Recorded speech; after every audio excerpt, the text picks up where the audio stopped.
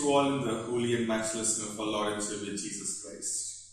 For today's meditation, that is 1st October 2021, the selected scripture portion is 1 Kings chapter 3. 1 Kings chapter 3. At this moment, I would like to request you all to pause this video and individually have a glance at 1 Kings chapter 3. I hope that you all have read the 1 Kings chapter 3. Christians sometimes ask why, if Solomon was so wise, then why did he marry so many wives? Why did his rule end rather badly and eventually compromise his own loyalty to God? Why? The answer partly lies in the difference between what we mean by wisdom and what the various things in the Bible means by wisdom. We usually mean something pretty generic, like knowing how to live well and make wise choices. But whereas wisdom in the Bible can refer to something broad, such as knowing how to live in the fear of God, very often it refers to a particular skill. This may be the skill of knowing how to survive maybe in a dangerous world, Proverbs chapter 30 verse 24, or some technical know-how, example in Exodus chapter 28 verse 3. But one of the skills to which wisdom can refer is the skill of administration.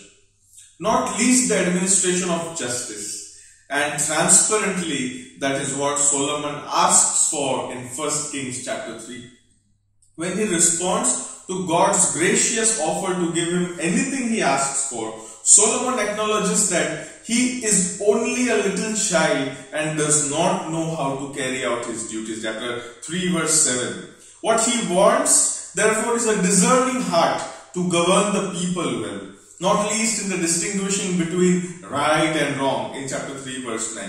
God praises Solomon because he has not asked for something for himself, nor even something vindictive such as the death of his enemies, but for discernment in administering justice. Chapter 3 verse 11. God promises to give Solomon exactly what he asked for, along with the riches and honor. That is chapter 3 verses 12 and 13. The account of two prostitutes each claiming the same live baby and denying the dead one is hers, and Solomon's resolution for the case, that is written in chapter 3 verses 16 to 27, proves that God answered King's request. The entire nation perceives that Solomon has wisdom from God to administer justice. Chapter 3 verse 28. Certainly most of our nations today could do with a few more people similarly endowed.